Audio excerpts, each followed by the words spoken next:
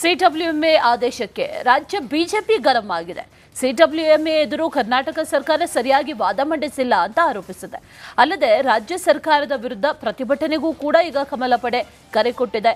ಎಲ್ಲದರ ಬಗ್ಗೆ ಒಂದು ರಿಪೋರ್ಟ್ ಇದೆ, ನೋಡ್ಕೊಂಡ್ ಬನ್ನಿ.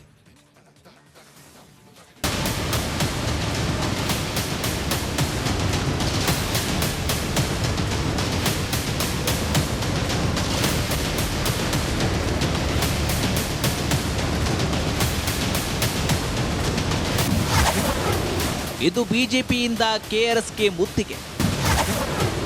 ಮಂಡ್ಯದಲ್ಲಿ ಬೃಹತ್ ಪ್ರತಿಭಟನೆಗೆ ಕೇಸರಿ ಪಡೆ ಪ್ಲಾನ್. ಕಾವೇರಿ ಕನ್ನಡಿಗರ ಹೆಮ್ಮೆ, ಕರುನಾಡಿನ ಜೀವನದಿ, ದಕ್ಷಿಣ ಭಾರತದ ಗಂಗೆ. ಆದರೆ ಇಂದು ಕಾವೇರಿಗಾಗಿ ಬಿಜೆಪಿ ಸೇನೆ ಬೃಹತ್ ಪ್ರತಿಭಟನೆ ನಡೆಸಲಿದೆ.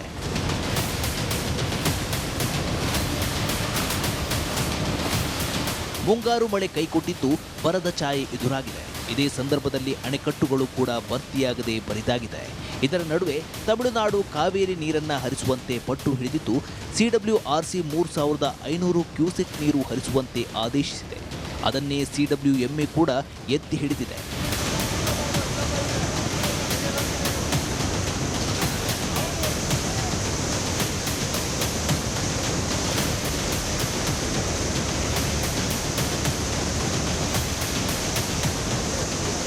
ಕಾವೇರಿ ನೀರನ್ನ ನಂಬಿ ಮಂಡ್ಯ ಮತ್ತು ಬೆಂಗಳೂರು ಜನರು ಆಶ್ರಯಿಸಿದ್ದಾರೆ.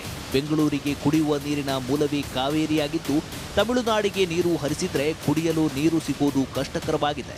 ಹೀಗಾಗಿ ಪ್ರಬಲ ವಾದ ಮಂಡಿಸುವಲ್ಲಿ ಸರ್ಕಾರ ವಿಫಲವಾಗಿದೆ ಅಂತ ಆರೋಪಿಸಿ ಇಂದು ಬಿಜೆಪಿ ಮಂಡ್ಯದಲ್ಲಿ ಪ್ರತಿಭಟನೆ ನಡೆಸಲಿದೆ.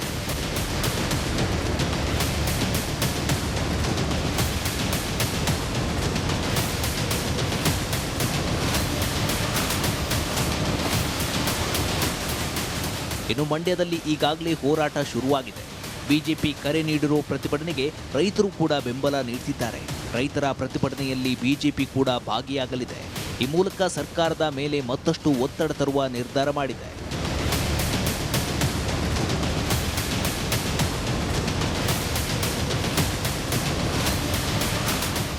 ಸದ್ಯ ಸರ್ಕಾರದ ವಿರುದ್ಧ ರೈತರು, ವಿಪಕ್ಷಗಳು, ಕನ್ನಡ ಪರ ಸಂಘಟನೆಗಳು ಪ್ರತಿಭಟನೆ ಆರಂಭಿಸಿದ್ದು, ನೀರು ಹರಿಸಿದ್ರೆ ಸರ್ಕಾರ ಸಂಕಷ್ಟಕ್ಕೆ ಸಿಲುಕಲಿದೆ.